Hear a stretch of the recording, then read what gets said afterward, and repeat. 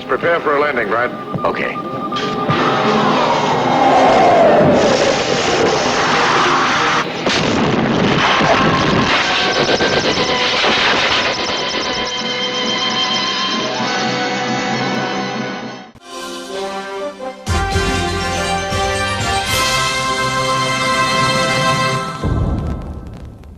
Hello, fellow followers. Welcome back to FanZcene. Greg here, and today I have for you my Blu-ray movie review of Mario Bava's Planet of the Vampires. Before we get into all this, I would like to say please consider subscribing and hitting the bell for notifications if you are new here or if you have not yet. It would really help out my channel here. It helps me get into the algorithm. And if you do like what you see here after you watch the video, maybe consider giving the video a like at the end and commenting, because that really helps the algorithm as well too. Never underestimate a like or a comment because it helps out a lot.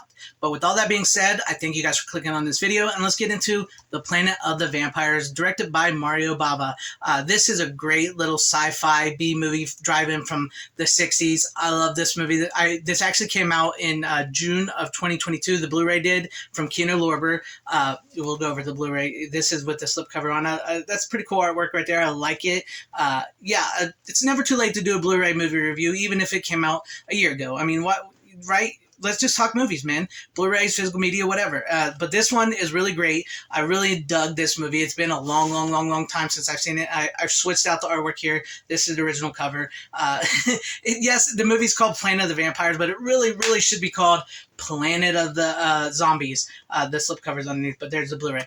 It really should be called Planet of the Zombies, because that's essentially what it is. And for those of you who don't know, this movie actually was more than likely the inspiration for Ridley Scott's Alien. Now, according to Ridley Scott, he says he's never seen the movie whatsoever. And according to Dan O'Bannon, who wrote the Alien screenplay, at the time he said he had never seen it, but now he does say, yes, this movie did influence Alien, but Ridley Scott's still denying it, because in this movie, the movie is essentially this. These astronauts, two ships, are being called to this planet. They're getting this signal. They finally go to this planet. They get pulled into this planet. One ship basically crashes. The other one lands perfectly. The crewmen start acting weird. They start wanting to attack and fight and kill each other. But the captain of the one that managed to land it perfectly, he knocks them in the sense, and they go to the other ship and see that everybody there is dead. So they bury them, and they come back to life. And then they stumble upon this other ship that had crash landed there before. And outside that ship is a giant skeleton,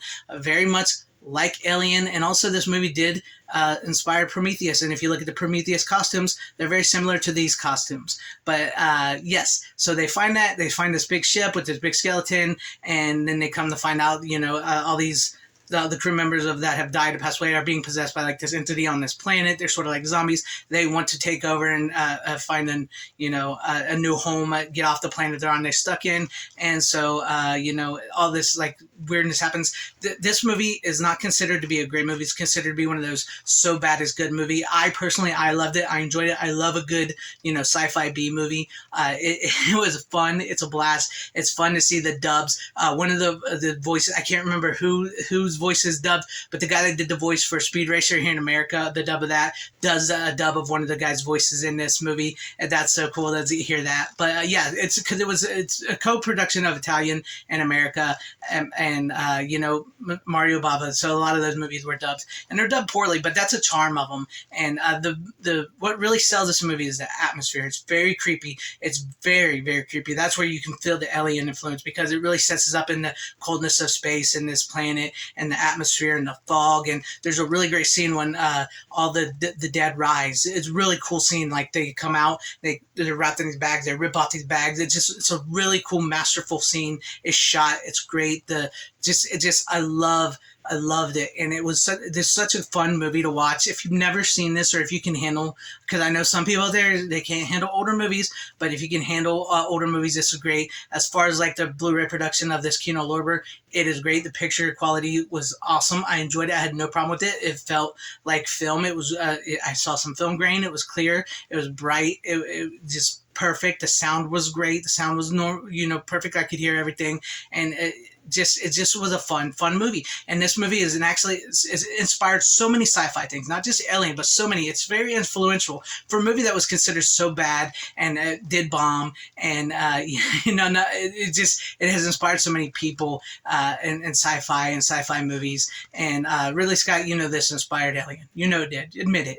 But if you've not seen this and you can get your hands on this, I highly recommend it. It's a great movie. It's a fun watch. I just had an absolute blast watching it again for the first time. The dubbing, the sound, the atmosphere, the sci-fi-ness to it, the B-moviness to it, the cheesiness, and it's like, if you still can get scared of this stuff, it is scary. It is scary, and it's fun. And I know I keep saying it, but it's just, I love seeing these older movies like this and getting these movies, because so much of new modern entertainment is hard to find the good stuff, which there is still good stuff in modern entertainment. Don't get me wrong. I'm not trying to harp on that. But finding old stuff like this and going back and watching movies like this, which remind you of why you really got into like movies and entertainment and collecting and stuff, that is fun. It's a blast. Yeah. It's not going to be at the top of everybody's list. It's not going to be a big 4K or anything like that, but it's a fun sci-fi movie that it still holds up. It still holds up, and I love a good bad movie. So if you've not seen Planet of the Vampires, I recommend it. It's a great, fun flick, and the special features, if you want to know about this, because it was released on Blu-ray before, the special features are, it's a new 2K scan from the negative, from the master. It contains audio commentary by novelist critic Kim Newman and writer-journalist Barry Forshaw, audio commentary by Mario Bava, biographer Tim Lucas, alternate music score highlights, original Italian opening credits, trailers from Hell with Joe Dante, which was a fun little watch, trailers Hell from Josh Olson, and the theatrical trailer. So that's what you get in special feature-wise, but other than that, you buy this for the movie, because the movie is awesome.